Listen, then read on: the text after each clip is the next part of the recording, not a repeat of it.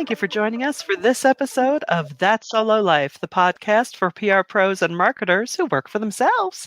People like me, Michelle Kane with VoiceMatters, and my ever wonderful co-host, Karen Swim of Solo PR Pro. Hi, Karen. How goes it today? Hello, Michelle. I'm doing good. How are you? Good. Rolling along. Can't believe we are looking at the end of July. It is wild. Oh, Wild is a huge understatement.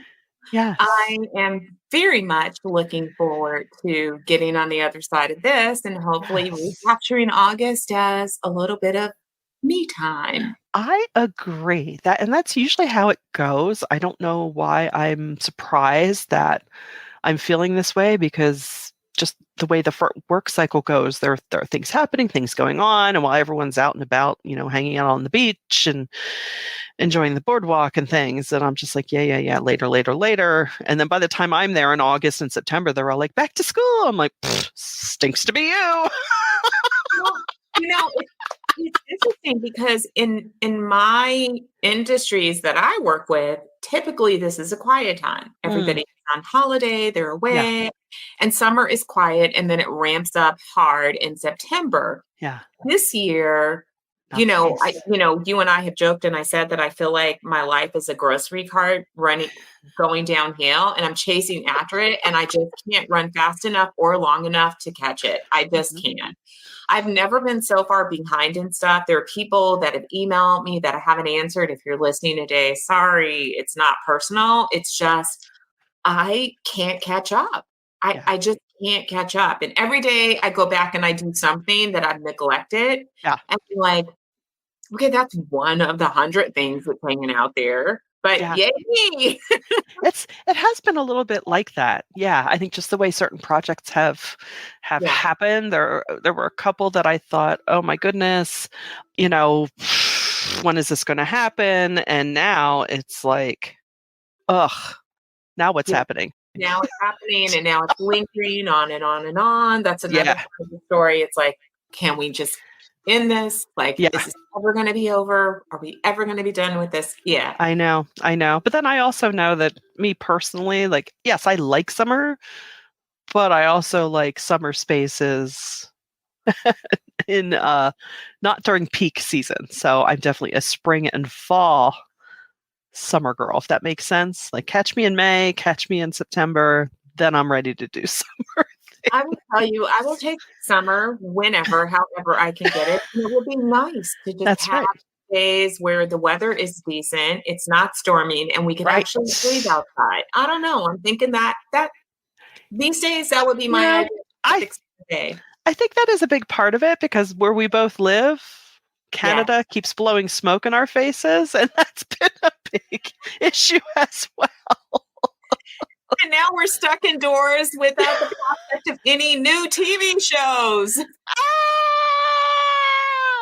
Yeah, so actually our point, we did not just come here to moan about our to-do lists or the weather, but as I'm sure most, if not all of our listeners know, there are a couple of strikes happening. Certainly the WGA, the writers have been on strike since May, and now SAG-AFTRA, the actors have joined them in solidarity. And, they bring some very important points to the table about compensation and the value of their work, And so we're going to talk about that and also about how this affects some of us, because certainly a lot of comms pros work in the industry or even work in segments that intersect with the industry that this, that a complete work stoppage is certainly affecting. But, the SAG-AFTRA union is bringing to the fore just the issue of it basically, it's not the 2%, right? It's not Tom Cruise that's suffering. It's the working actors. I forget, what did they say? Is it 13% of their union qualifies for health insurance? Which, let's frame this. Yeah. It's interesting. So even though these are unionized workers, I think the broader issues hit the entire labor market, including people like us, solos. Because at the core of this is, how do you value people and the the creative and intellectual talent that they bring to the supply chain of their output. Yes. And there's such a huge disparity when you see, so writers have to earn $26,000 in order to qualify for healthcare. So just keep that in mind. $26,000. Seems like a very small number. Mm-hmm. So you have that, but then you have these heads of studios making $192 million. Yeah. Yeah. They definitely have healthcare and all of the benefits. And this is not a rant against millionaires, but it is something that we're seeing play out across the spectrum. And when you throw automation into it, which is a part of their negotiations as well, it's like they want to be protected from, I would label it as the unethical and inhumane use of artificial intelligence. Because Agree. I'm a technology fan. I love innovation.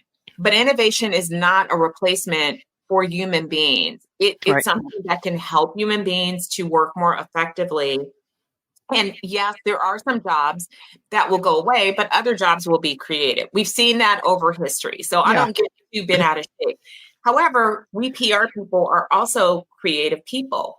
How many of us recently have had people believe that our work, our expertise doesn't deserve, first of all, the amount of money that we charge? They don't see the value. And then how many of them are replacing the writing portion of our jobs or thinking that they can replace the writing portion with AI? Right. So the writers are standing against this, but it's this mentality that scares me, because you have things like the actors. One of the things that came up in the actor strike is that studios wanted extras to sign away the rights to their images for life, forever, in perpetuity. So for $200, yeah. And in many cases, it's less than $200. So Yeah. you have an extra that goes onto a set, and if you've never been an extra, it's a fascinating experience, particularly if you're trying to break into the industry. If you want to break into the film industry, being an extra yields tremendous benefits. It's akin to internships where you get to be in this environment in which you want to work. You learn things, you learn about the different roles, you learn about how the set works. For writers, this also is happening where you're taking away this environment of learning and development, because with the writers, they have these things called mini rooms, which means that those writers are not even getting to interact with the rest of the show. So they're not getting to interact in a way that traditionally writers' rooms have happened. And so you're limiting their ability to see the whole picture and to learn and to grow professionally. And, so and to do good work, because, if you have a room full of 12 writers of varying degrees of seniority, I mean, that's where the good stuff happens. If you have your 4 core senior writers and, okay, the others are going to come in on Thursday. Well, the mini rooms just happen within a bubble. So they're not really interacting with all of the people that the traditional writing rooms get to interact with. And you're not learning about the things of how your content works on set. And so, again, this is not just about diminishing. It is diminishing. It's a value proposition, but it also is bumping up against fear and greed from a certain sector. And we're seeing that play across corporate America as well. As people focus on dollars and cents, are they devaluing what humans bring to the table, the creativity and the intellect that we have to offer? And so, I think that we all have to be aware of, yes, this is a union, whatever you think about unions, whatever you think about Hollywood, but these issues mirror what's going on in the larger labor market. And anything that happens in the labor market is going to affect every human being, whether you work as a traditional employee or you're self-employed as we are. Yeah, it's true. It's true. And, those that are making these, what I would call short-sighted decisions, if they pull back and realize, okay, that might make your next couple of quarters really sing and look fantastic. But how's this going to work for you 10 years down the road, 20 years down the road, when people don't want your product because it's not any good? And, I'm sure the few at the top, they're like, well, I'll just hang out on my yacht and it'll be fine. But I don't know. I mean, imagine, as a viewer, you're watching a TV show and it was filmed in Hawaii.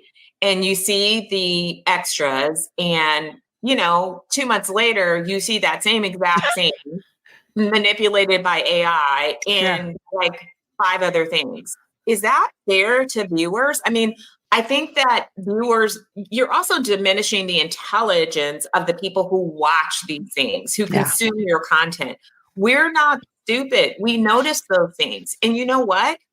Extras, even though I sort of hate that name of extras, because I think acting happens without words as well. And I think that Mhm. they're vital to creating and setting a mood and a tone. We look at all those things, we notice it, we appreciate the depth and breadth of the entire creative process, and it is meaningful. So to somehow like chop that up and say, doesn't matter, we can just AI our way into this, or we can Yeah. AI a script. Why aren't we AIing scripts? Yeah. Because Yeah. machines are not human beings, and No. they can crank out words, but they can't crank out nuances, emotions, and personal experiences. If you've ever read articles about how scripts came together, about Oh, how ideas came together, about how an actor was in the moment and created something that wasn't on script, AI cannot do that. right. Oftentimes, people developed entire series based on personal experiences, or they bring something to their life, or you're in the writer's room and somebody goes, hey, how about this? And then that reality makes its way into the creative process. Can AI do that? No, because No. AI is a living, breathing being who's interacting with other human beings and has that to bring to the table. So yes, it's helpful in circumstances. Right. Case in point. So the new Indiana Jones movie, they Yeah, used AI to create a younger version of Harrison Ford. However, it was still Harrison Ford, 80-year-old Harrison Ford, doing the acting. They had the luxury of having a catalog of all of his reactions from all of his films that he had done with that same studio.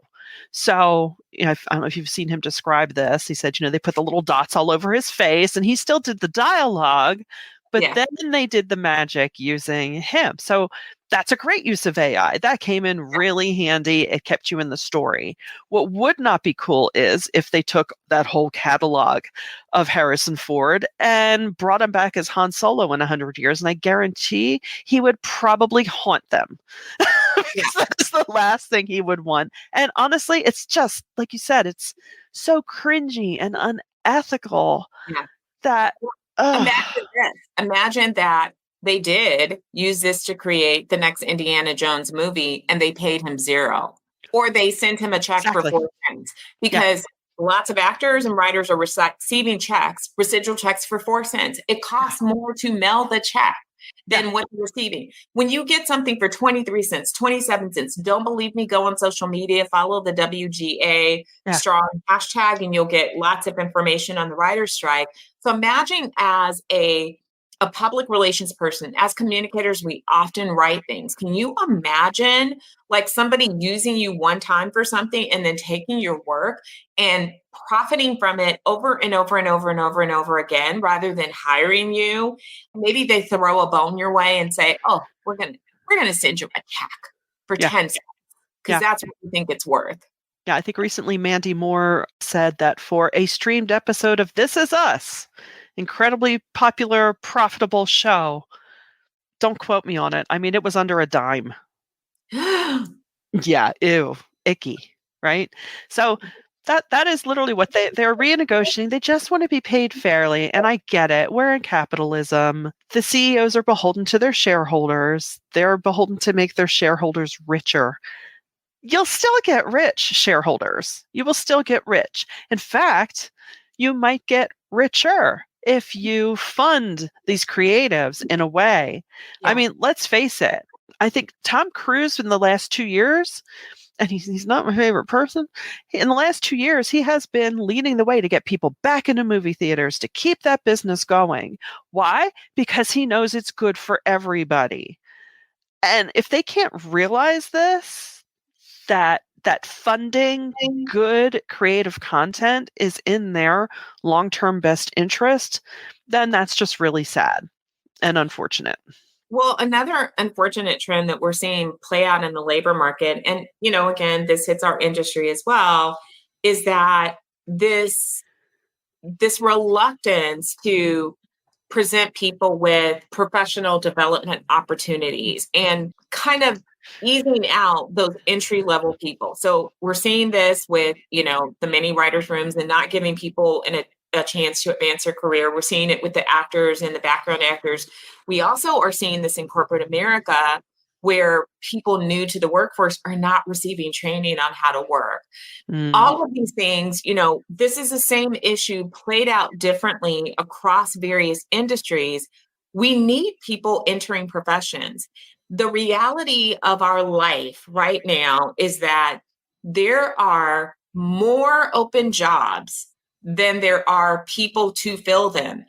The entire global workforce has aged. There's a map out there somewhere that shows how this aging population impacts the entire workforce. We're getting older. The median age of US workers has risen.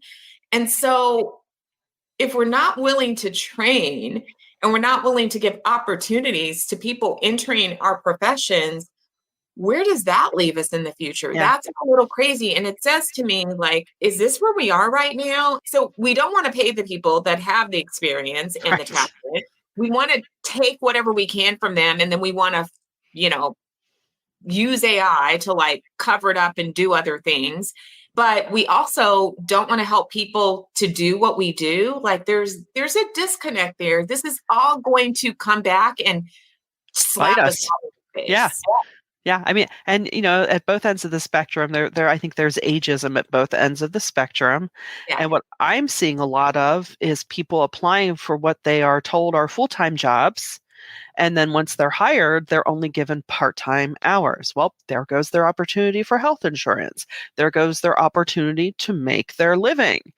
And it's, I'm not saying it's all corporations, but some of the corporations who are bemoaning the fact that people don't want to work, well, they do want to work. They want to be able to provide for themselves. And I'm pretty sure even if you don't love your job, you still like the feeling of contributing to society, even if you don't realize it.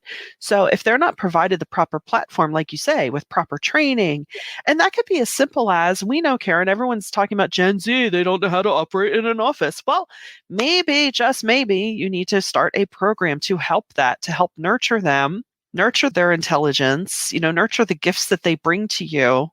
Oh, yeah. And if you say you're looking for full-time, hire them for full-time. The reality is, I think that we as communicators also need to make sure that we're not playing into that narrative and we don't allow companies to play that narrative, because it's actually, it's erroneous. Gen Z, how do you learn to work unless people teach you to work? They don't teach you how to work in school. Education does not do that. No. Education does not teach you how to live your life. Education does not teach you those subtle nuances about how to conduct meetings or how to participate in meetings or how to engage with your coworkers. Those are things that you learn on the job. Yeah. And so I have seen a couple companies that are stepping up and coming up with training programs that are teaching these soft skills to younger workers. Unfortunately, that's not being normalized. And it's to all of our, detriment that there's not this investment in the next generation of workers, because if we're not teaching them, how will they learn? They come up with their own, rules that may not match what your expectations are. And then you get mad and you say, well, Gen Z's lazy. Well, they're really not. Maybe they're onto something. Maybe they're not willing because they lived through the COVID years and they see how quickly our lives can shift. Maybe they're not willing to work 12 hours a day in an office. Yeah. Is that being lazy or is that being smart? Maybe they've decided that, you know what? Work cannot be the number one thing in my life. It is a part of my life, but I also have this other life that I'm going to tend to. Is that being lazy or is that being balanced? So I think we're unfair to them as well. And we all hold some responsibility for that, which, that whole generational thing is a topic that we'll delve into at some point on this podcast. But today it's all about, workers' rights and how this is shifting and how it really does impact us. And I mean, from a practical, standpoint that everyone can find accessible, what happens when the content creators go away? Because fall TV now has officially already been disrupted. So enjoy those reality shows and reruns Yes. because that's all we're going to have for a while. Yeah. And, if you don't have people making movies, promoting movies, entertainment is going to stink. And that's going to affect jobs. I mean, I have Yeah. friends that work on moving construction sets. They build sets. There's no movie making happening right now. They're not working. What No. about the people who clean the costumes? What about the food caterers that make the food Yep. to feed the people? They're not working either. What about all of these people who normally buy things that can't buy things because they are not working? This is everyone's issue. And I know sometimes people get caught up in numbers like actors make so much money. Yeah, they really don't. No, they don't. And I'm glad to see those that are out there stating that fact that, yeah, we are the lucky few. Yeah. And, even with the AI stuff, if they're trying to pull this with us, what chance do those who aren't at this point in their careers, what chance do they have? And yeah, there's definitely going to be a ripple effect. And, look, unions have done a lot of good. They're not perfect, but if you enjoy your 5-day work week, thank your union. If you enjoy weekends, thank your union. Someone's got to draw the line, because if we did not have them drawing the line, trust the rest of ununionized corporate America would be far worse than it Yeah. And it's is in about places. organizing the masses, right? Whether Yeah. those people are in the union or not, but giving a voice to these issues that I think we all need to be aware of. And I think one of the key things for us as communicators is understanding and protecting our own intellectual property Yes. and standing strong for the value that we deliver. Because I honestly do see this environment that we're in currently that is wholly focused on economics with a short-sighted view to the value of communicators. So Hmm. you see companies that, and this happens in economic downturns. What are the first departments to go? Marketing, Yes. communication. They make the chunks. And we know that's problematic. Companies don't care. They only care about how those numbers look right now and moving forward for the future. Yeah. And I think that at some levels of the company, they realize the steps back that they will take, but it's a risk that they're willing to accept. But again, our profession is also being devalued, and media, is definitely going through dramatic shifts as well. And so I Yes. feel like these issues that apply to Hollywood writers also touch the journalists that we interact with. Yeah, absolutely. That absolutely does. Well, we've given you a ton to chew on this week. So Yeah. we hope you found this time valuable. And please, we want to hear your feedback. Visit us at soloprpro.com. Hit us up if you found this of value to you. Please share it around. We would love that too. We love spending this time with you. And so until next time, thanks for listening to That Solo Life.